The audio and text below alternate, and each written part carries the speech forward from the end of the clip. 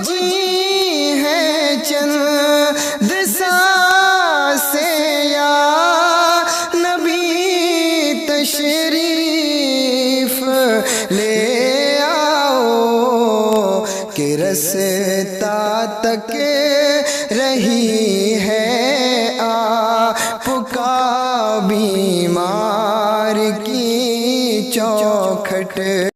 तकबीर। मेहरबानी करो बच्चों को हाफिज बना लो, वरना हमने यहां तक मौतें देखी हैं, लोगों की सांस अटकी रह जाती है, सांस अटकी है, हिचकियां आ रही हैं, कोई टांगे दबा रहा है, कोई सीने पे हाथ रख के बैठा है। आज कोई कुरान पढ़ने वाला भी नहीं। वो बाप जिसने सारी जिंदगी मजदूरियां करके औलाद के लिए धक्के खा करके लुक़्मे कमाए थे, आज वो औलाद से कुरान सुनने का भी हकदार नहीं। आज हम इस लायक भी ना बन सके कि मरते वक्त बाप को कुरान की 2 आयतें सुना देते। याद रखो, मरने वाले को आखिरी वक्त में सिर्फ कुरान याद आता है। क्या तुमने नहीं देखा लोगों की जब सांसें अटकती हैं तो कहते जाओ किसी हाफिज जी को बुला लाओ, इमाम साहब के पास चले जाओ। इमाम साहब कहते टाइम नहीं है तो क्या पानी पड़वा लो। मेहरबानी करो, जिस बाप ने हमें खून पसीना एक करके पाला, जिस बाप ने गालियां खा करके हमारा पेट भरा, कम से कम हमें उसके लिए इतना तो करना चाहिए कि जब वो मरे तो सरहाने बैठ के कुरान की आयतें पढ़ना शुरू कर दे। जी बेशक, ताकि उसकी रूह भी आसानी से निकल जाए और हमारा बेटे होने का भी हक अदा हो जाए। बेशक, सुभान अल्लाह। ताज्जुब होता है दुनिया से, अजीब। अगर बाप का इंतकाल हो जाए ना, सगा बेटा बाप के बदन को हाथ लगाते हुए डरता है।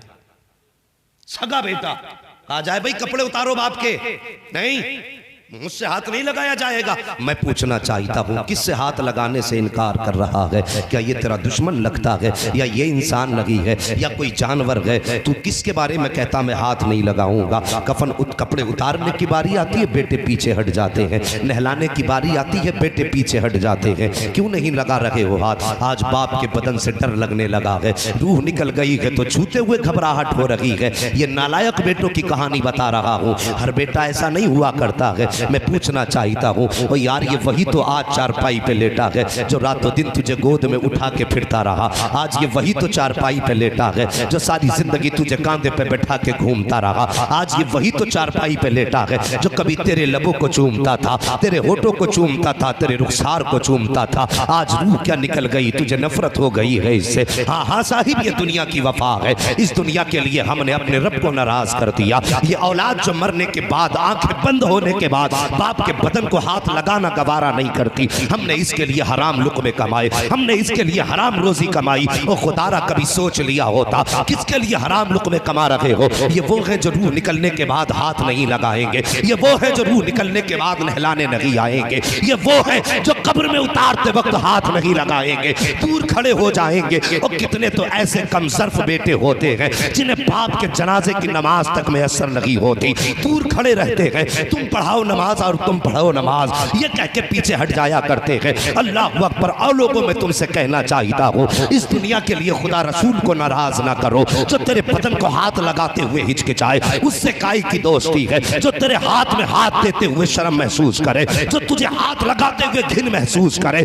उसके लिए क्यों मुस्तफ़ा और रसूल को नाराज कर रहे हो? आओ पहले खुदा और रसूल को राजी कर लो, उसके बाद उसके फरमान के मुताबिक हमें दुनिया से हाथ मिलाना है। जब दुनिया कब्र के अंदर उतार देती है, एक एक सुराख तलाश करके बंद किया जाता, ये भी बंद कर दो, ये भी बंद कर दो। कोई कहता यहाँ घास लगा दो, कोई कहता यहाँ पे कपड़ा लगा दो। मिट्टी मनो डाल दी गई है, कब्र में अंधेरा हो गया। और जिन पे इतराया करते थे हम, वो हमारे साथी जवानों जो कहते थे तेरे बगैर एक लम्हा दिल नहीं लगता, जो कहते थे साथ जिएंगे साथ मरेंगे, आज जब तुझे कब्र में डाला गया है, मेरे नबी ने तो ये फरमाया है कि जब तुम अपने मरने वाले को दफन कर दो तो जितनी देर में एक ऊंट ज़िबा करके उसकी रोटियां बना करके तकसीम किया जाता है, उतनी देर अपने मरने वाले की कब्र पर ठहर जाया करो ताकि वो तुमसे उनसियत महसूस कर सके। और हमने क्या किया साहिब, मिट्टी डाली, कोई कहता है गर्मी तेज है, कोई कहता है प्यास तेज की लगी है, कोई कहता है खाना चल रहा होगा, हमसे तो गर्मी भी बर्दाश्त न हो सकी। और ये आज वो कब्र में लेटा है जिसने कई कई साल की धूप बर्दाश्त की है, आज उसकी कब्र पे 5 मिनट की धूप बर्दाश्त नहीं कर सकते। हमें घर आने की जल्दी होती है, मगर ये दुनिया जब छोड़ के वापस आती है, वापस पलटने लगते हैं। और जब इसके कब्र के अंदर फरिश्ते आया करते हैं तो अब बचाने के लिए बाप भी मौजूद नहीं है, भाई भी मौजूद नहीं है, बेटा भी मौजूद नहीं है। जब सब वापस आ जाते हैं और चेहरे से कफन हटाया जाता है, तब मदद के लिए दुनिया का रिश्तेदार नहीं आता, बल्कि कब्र के अंदर मदीने का ताजदार जलमगर हो जाए। सुभान अल्लाह, सुभान अल्लाह। बहुत अच्छा, बहुत अच्छा। बेशक करो, उन्हें दिखाने के लायक मुंह बनाओ। हम सुन्नी अकीदा, हमारे नबी आएंगे कब्र में, आएंगे कि नहीं आएंगे?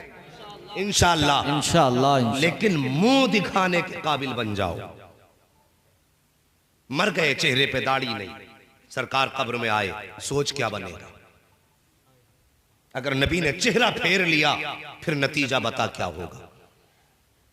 मुहद्दिस देहलवी आप फरमाते कि कोई बंदा अगर कब्र में दाढ़ी साथ लेके जाता है तो अल्लाह ऐलान फरमा देता है, ए जमीन की मिट्टी और कब्र के कीड़ों, तुम्हारे दोनों के ऊपर इस बंदे का जिस्म हराम कर दिया गया है कि ये मेरे महबूब की सुन्नत सीने पे लगा के आ रहा है। और आगे फरमाते हैं, मुहद्दिस देहलवी ही ने फरमाया, फरमाते हैं जब फरिश्ते आते हैं और चेहरे पे दाढ़ी होती है, कफन हटाता है एक फरिश्ता आकर के, वो कफन हटा के दोबारा डाल देता है। दूसरा फरिश्ता कहता बात क्या है? वो कहता अब इसका हिसाब क्या लेना? कहा क्यों? कहा इसके चेहरे पे मेरे नबी की प्यारी दाढ़ी सुन्नत मौजूद है। सुभान अल्लाह, सुभान अल्लाह। यहां तक फरमाया गया, इतनी बरकतें। और हम डूबे तो मगरिबी तहजीब पे जाके डूब गए। और खुदारा मेहरबानी करो, चेहरे ऐसे बना लो, अगर मौत आए ना कब्र में, खुदा की कसम जब पहुंचो तो फिर पहचान कराने की जरूरत ना पड़े। कफन हटाएं, फरिश्ते देख के कहते मोहम्मद अरबी का गुलाम सो रहा है। बेशक, बेशक। किस बुनियाद पे दाढ़ी हमने नहीं रखी? यही तो सबसे बड़ा अलविया है। दाढ़ी जवान इसलिए नहीं रखता कि शादी नहीं होगी, ये है ना, या फिर ये कि उम्र ज्यादा लगती है। और खुदा की कसम 4 दिन की जिंदगी है, बुढ़ापा तुझ पे दाढ़ी मुंडाने में और पहले आ जाता है। अमेरिका के बड़े बड़े साइंटिस्ट आज इस नतीजे पे पहुंचे हैं। उन्होंने जब तहकीक की तो पता ये चला कि जो दाढ़ियां मुड़ाते हैं वो बहुत जल्दी बूढ़े हो जाते हैं। आज वो मुड़ाते नहीं बल्कि वो मशीनें लगवा रहे हैं, हजरत कटवा रहे हैं, कि उन्हें पता कि उस तरह से बुढ़ापा आता। ये गैर मुस्लिमों की तहकीक की बात करता हूं। और फिर इससे सबसे बड़ी तहकीक तो मेरे मदीने वाले मुस्तफा की तहकीक है। तेरे दामन में है किस लालो जवाहर की कमी, तू किसी और के दामन की तरफ क्यों देखे? और साकिब चेहरे मुस्तफा जैसे बना लो। जवानों, नबी की सुन्नत चेहरे पे सजाओ और फिर देखो काम में किसी में भी हाथ डालोगे, काम तुम करोगे, करम मदीने वाले मुस्तफा करने लगे। सुभान अल्लाह, सुभान। हाँ, उनकी नजर से कोई बात पोशीदा नहीं है। आज बंदा कह देता यार दाढ़ी रख लेंगे तो फिर कारोबार कैसे करेंगे, क्योंकि उसमें झूठ जो बोलना। मैं कहता हूं दाढ़ी रख के कारोबार कर, आधी उम्मत तेरे ऐब से बच जाएगी। कम कोई नहीं है। कोई खरीदार भी छुरी लेके जा रहा तो बेचने वाला उससे तेज छुरी लेके बैठा। मौका लग जाए तो खरीदार गला काट रहा है और मौका उधर से लग जाए तो बेचने वाला गला काट दे रहा है। खैरियत नहीं है। खुलूस मोहब्बतें खत्म हो गई। मेहरबानी करो, मुस्तफ़ा की सुन्नत सजाओ चेहरे पे और फिर देखो बरकतें कितनी होती हैं। एक जवान जब रिश्ता हुआ उसके चेहरे पे दाढ़ी नहीं थी। बुरी तो नहीं लग रही ये बात है? नहीं। हाँ, अल्लाह तौफीक दे तो दाढ़ी रख लेना भाई। हाँ, बगैर दाढ़ी के मरना मत। बहुत अच्छा, बेशक। ये सोच लेना बगैर दाढ़ी के मरना नहीं है। ये बहुत बड़ी नेमत है मेरे सरकार की। हाँ, सुन्नत है प्यारे आका की। तवज्जो करें। जवान जब रिश्ता हुआ ना उसका, हजरत तवज्जो है, रिश्ता हुआ। मैं चाहता हूँ हाजी साहब की महफिल में आज कुछ सबक ले जाओ। फजीलतें तो बहुत हो गई, अब थोड़ी नसीहतें भी हासिल कर लो। हाँ, बस तवज्जो करें इस बात पर कि जवान का रिश्ता हुआ, उस वक्त दाढ़ी नहीं थी। इत्तेफाक से शादी से पहले बाप के साथ उम्रा करने चला गया। नबी के रोजे पे पहुंचा, ख्याल आया आका के मजार पे आया और दाढ़ी नहीं है। रोने लगा जवान। मुस्तफ़ा के रोजे पे रो के तौबा की। कि हुजूर आज के बाद दाढ़ी नहीं मुंडाऊंगा। वापस आया, 2 महीने का अरसा गुजरा। बारात जब गई तो तब दाढ़ी निकल आई थी, काफी बड़ी दाढ़ी हो गई थी 2 महीने में। ससुराल के दरवाजे पे जब बारात पहुंची तो ससुराल वाले देख के कहने लगे साहिब ये दूल्हा कौन है? कहने लगे ये वही है ना जिसके साथ रिश्ता किया था। उन्होंने कहा हमने इसके दाढ़ी वाले के साथ तो रिश्ता नहीं किया था जी, हमने जो रिश्ता किया था क्लीन शेव के साथ रिश्ता किया था। हाँ, हमने क्लीन शेव के साथ, इसकी दाढ़ी नहीं थी। जैसे इतनी बात सुनी ना तो लोग कहने लगे कि हाँ अब दाढ़ी रख ली है। लड़की के घर वालों ने कहा नहीं साहिब हम निकाह तब करेंगे, पहले लड़के को दाढ़ी मुंडाना पड़ेगी। जैसे इतनी बात लड़के ने सुनी है, लड़का आया बाप के पास बैठा है। बाप ने कहा बेटे ये घर की खेती है, दोबारा निकल आएगी, आज हमारी पगड़ी की लाज रख ले, इज्जत बचा दे, बेटे दाढ़ी मुंडा दे, अगर खाली हाथ गए रुसवा हो जाएंगे। जैसे इतनी बात बेटे ने सुनी, अपने बाप का हाथ पकड़ के कहता बाबा जरा सच बताना 2 महीने पहले मुस्तफ़ा के मज़ार पे हम साथ थे? हाँ बेटे साथ में थे। कहा तुम नबी की जालियों के आगे तड़प के रो रहे थे, मैंने तुम्हें गोद में लेके संभाला था और मैंने कहा था बाबा इतना क्यों रो रहे हो? तो तुमने कहा था मैं मुस्तफ़ा के मज़ार के बगैर जिंदा नहीं रह सकता। वो मैंने तुमसे ये भी कहा था बाबा कमरे पे चलते हैं, तब तुमने कहा था 8 दिन नबी के कदमों में पड़ा रहने दे। उसके बाद जवान ने कहा था बाबा जरा सच बताओ वो रोना कैसा था और आज दाढ़ी मुंडाना कैसा है? अगर वो सच्चा इश्क था तो फिर दाढ़ी मुंडाने का मशवरा क्यों दे रहे हो? और अगर दाढ़ी मुंडाना असल है तो फिर वहां पर रोना कैसा था? जैसी बाप ने इतना सुना है चुप हो जाता है। बेटा कहता बाबा अच्छा मुझे थोड़ी इजाजत दे। बेटा बाप के पास से उठा और उठने के बाद बाहर गया, जितने गले में हार पड़े थे सारे उतार के कचड़े में डाल दिए और डालने के बाद रुख किया के मुस्तफा के मदीने की तरफ और रो के कहता है हुजूर कि निकाह हो ना हो मैं निकाह छोड़ सकता हूँ लेकिन मदीने वाले तेरी दी हुई सुन्नत नहीं छोड़ सकता हूँ। ये कह के बच जवान चला गए और उसके बाद जब गया गए अल्लाह अकबर महीने गुजर गए, घर की तरफ नहीं पलटा गए। इतने अमीर बाप का बेटा था कि लाखों की जायदाद इसके पास थी, करोड़ों की संपत्ति थी, लेकिन मुस्तफा की सुन्नत के लिए अपना घर बार छोड़ दिया, बाप से रिश्ता तोड़ दिया, सब कुछ छोड़ के निकल जाता है। सर्दियों का मौसम आया, एक ही जोड़ी कपड़े हैं उन्हीं को धो के पहन लेता है।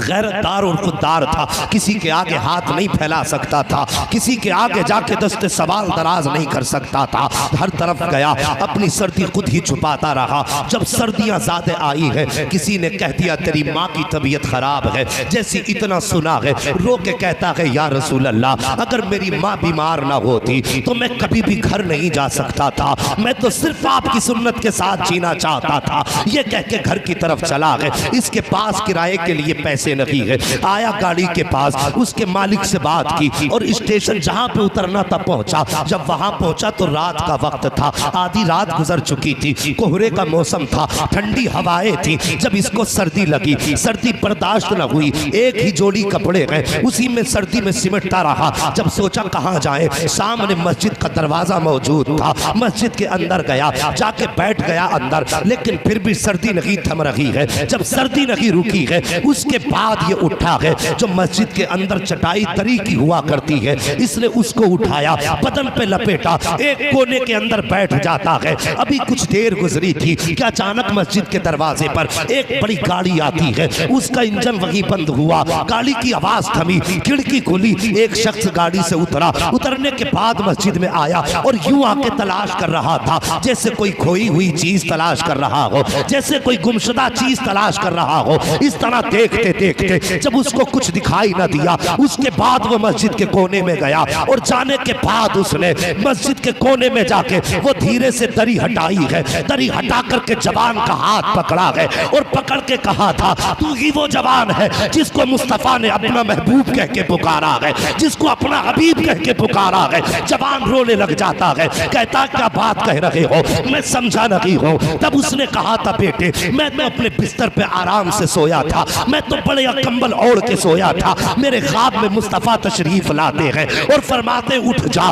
तू बिस्तर में लेटा है, मेरा बेटा मस्जिद के अंदर सर्दी में बैठा हुआ है, जा अपने घर लेके आ जा, उसे गर्म बिस्तर भी दे दे और मैं कहता हूँ कि उस बेटे को बिस्तर भी तुझे देना है, बेटी का रिश्ता भी तुझे देना है। इतना सुनता है, जवान का हाथ पकड़ा है, पकड़ने के बाद घर लाया है। जैसी सुबह का सवेरा हुआ। जवान कहता कि जाने की इजाजत दो। जैसे इतनी बात कही कि जाने की इजाजत दो, तब बूढ़े ने कहा था, ए बेटे जाने की बात ना कर, मैं नसीबों वाला हूँ जो तू मेरा मेहमान बना गए, मैं किस्मतों वाला हूँ जो तू मेरा मेहमान बना गए, मेरे घर का पता तुझे मुस्तफा ने दिया है। इतनी बात जब कही है जवान रोने लग जाता है। उस बूढ़े ने कहा था, बेटे बता तो सही कौन सी नेकी करके बैठा है जो नबी ने तुझे अपना कह के पुकारा है, कौन सा सवाब कमा के बैठा है जो मुस्तफा ने तुझे अपना कहा है। अल्लाह अकबर। जब पूरी कहानी बताई है जवान ने, उसकी आंखें बरसने लग जाती है, उसकी आंखें बरसती है। जवान कहता है, बेटी देने से पहले क्या जात नहीं पूछोगे? उसने कहा था, जात पूछने की जरूरत क्या है, वो किसी बेटी का रिश्ता उसका बाप किया करता है, किसी का रिश्ता बेटी का भाई किया करता है, किसी का रिश्ता गांव का प्रधान किया करता है, किसी बेटी का रिश्ता गांव का जमींदार किया करता है। लेकिन मैं खुश नसीब हूँ कि मेरी बेटी का रिश्ता मदीने के ताजदार ने कर दिया। सुभान अल्लाह। नारे तकबीर, नारे रिसालत, उलमाए अहले सुन्नत, सुन्नते मुस्तफ़ा, अज़मते मुस्तफ़ा, अज़मते कुरान, अल्लामा मुफ्ती हम्माद रजा साहब क़िबला, नारे तकबीर। सुभान अल्लाह, सुभान अल्लाह। जवानों, मुस्तफ़ा की रजा के लिए दुनिया लड़ जाए तो लड़ जाओ, इसलिए कि जब किसी पे मुस्तफ़ा मेहरबान होते हैं ना, तो फिर वो दुनिया में सबसे बड़े नसीबों वाला होता है। जिसे सरकार की तरफ से हिमायत मिल जाए, फिर कैसा कमजोर है वो। और किसी ने पूछा नहीं था, अली खैबर का दरवाजा कैसे उखाड़ दिया? मुस्कुरा के कहा था, मुझ में कोई कमाल नहीं, सारा कमाल मदीने वाले मुस्तफा। बेशक। सुभान। सजा लो, मरने से पहले कब्र का इंतजाम कर लो। हाँ, वैसे तो कोई अमल अपने पास है ही नहीं, बस एक कम से कम चेहरा मुस्तफा जैसा बना लो। उनकी निस्बत अगर हो गई ना चेहरे को, अगर किसी ने ये कह दिया मुस्तफ़ा के जैसा चेहरा है, खुदा की कसम अल्लाह कबूल कर ले तो बख्शिश के लिए काफ़ी है, बख्शिश के लिए काफ़ी है।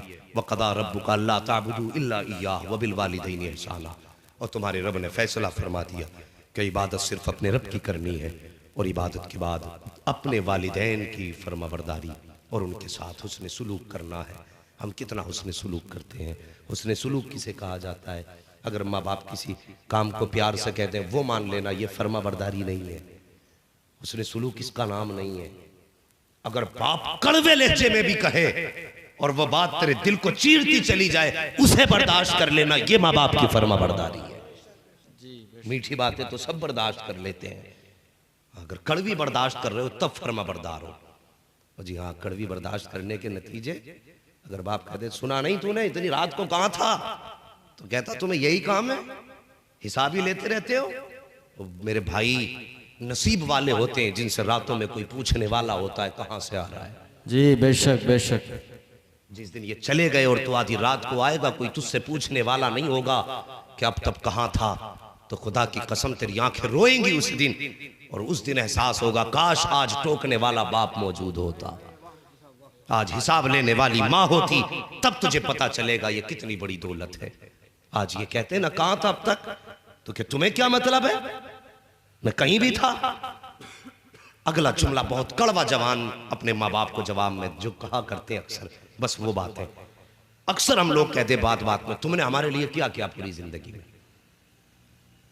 तूने अगर 10,000 रुपये कमा ली तो उनसे पूछ रहा तुमने हमारे लिए क्या किया, और उन्होंने जिंदगी तेरे नाम कर दी, फिर भी पूछ रहा क्या किया।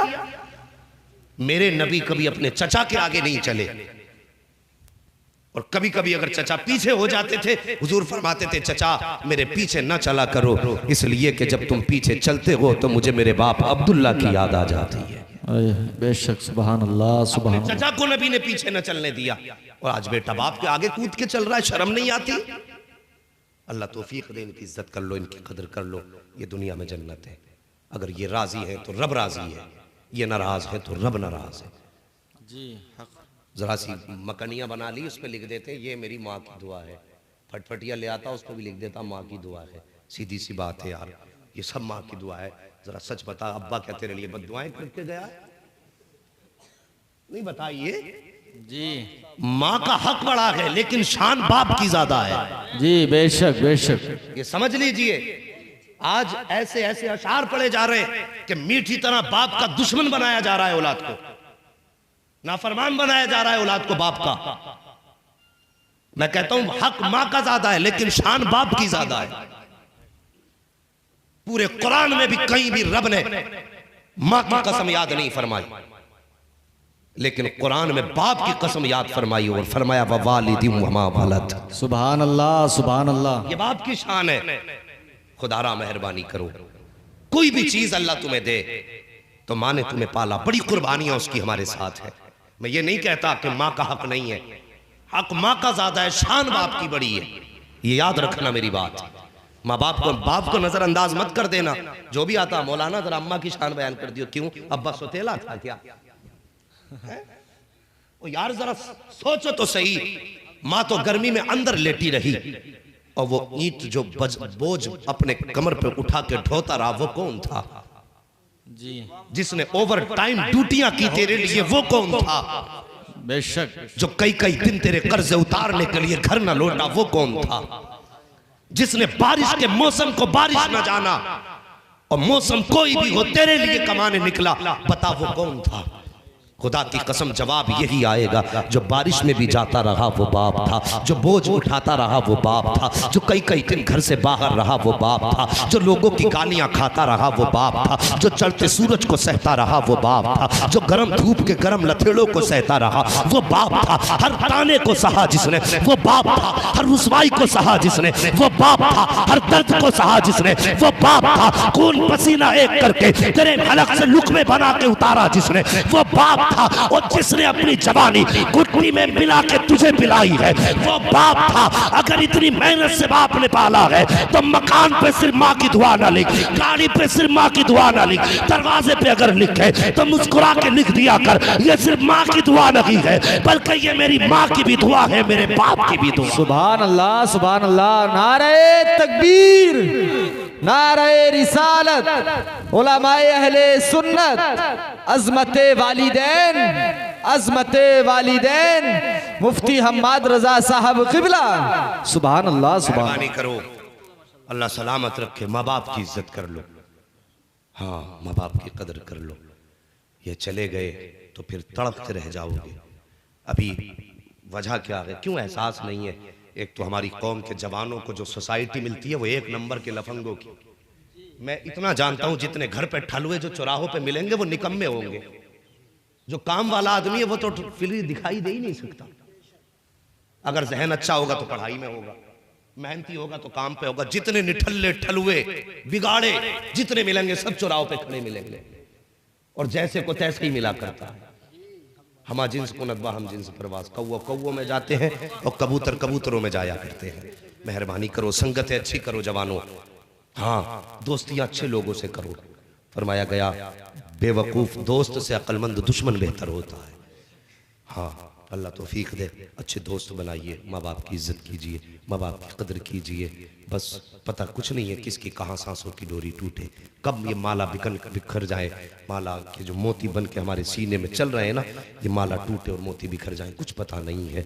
बस इतना रोते हंसते उठते बैठते सोते जागते नबी से यही कहा करो, उजाले अपनी यादों के हमारे साथ रहने दो, न जाने किस गली में जिंदगी की शाम हो जाए। बस नबी की अदाओं से मोहब्बत करो जवानों, उनके तरीके अपना लो, उनकी सुन्नतों को सीने से लगाओ और खुदा की कसम घर में भी बरकत होगी, कमाई में भी बरकत होगी, सेहत में भी बरकत होगी। और जब दुनिया से जाओगे तो फिर देखना कब्र मुस्तफ़ा के जलवों से नूर अला नूर हो जाएगी। बस मौला करीम हाजी साहब की कब्र पर अपनी रहमत व गुफ़रान की बारिशें फरमाए। और बड़े खुश नसीब थे, 3 बेटे उन्होंने हाफिज़ कुरान छोड़े हैं पीछे, और बाकी बेटे भी यकीनन बाप के लिए हाथ उठाने वाले ही होंगे, उनके लिए दुआएं करने वाले ही होंगे। सारे बेटे बाप के लिए दुआएं करते होंगे। मेरे नबी ने फरमाया कि दफन होने वाले की मिसाल ऐसे होती है जैसे समंदर में डूबने वाला आदमी, दरिया में डूबने वाला आदमी क्या करता है, हाथ मारा करता है ना कि बचा लो, एक तिनके की तलाश में होता। फरमाया नबी ने जब दफन होने वाला दफन होता है फिर वो भी हाथ मारता है, कैसे, यानी उम्मीदें लगाता है काश कोई मेरे हक में हाथ उठा के दुआ कर दे। और जब कोई उसका अपना हाथ उठा के दुआ करता है तो फरमाया गया उसकी कब्र में उहद पहाड़ के बराबर नूर उतारा जाता है। वो पूछता है ये नूर कैसा? कहते हैं फरिश्ते कहते हैं मुबारक हो, आज तेरे बेटों ने तेरे इसाले सवाब की महफिल मुनक्किद कर रखी है, आज तेरे दोस्त ने अल्लाह की बारगाह में हाथ उठा दिए तेरे लिए। अल्लाह अकबर। बस अल्लाह करीम हम सबको ईमान पर ज़िंदगी अता फरमाए, इस्लाम पर ज़िंदगी अता फरमाए, ईमान पर मौत नसीब फरमाए। बस सारे लोग कलमा शरीफ पढ़ लीजिए, ला इलाहा इल्लल्लाह मुहम्मद रसूलुल्लाह। जवान नाराज हो गए, दाढ़ी की बात कर ली, नाराज हो गए, क्या बिगाड़ लोगे? कब्र में पता चलेगा सच कह के गया था कि झूठ कह के गया था।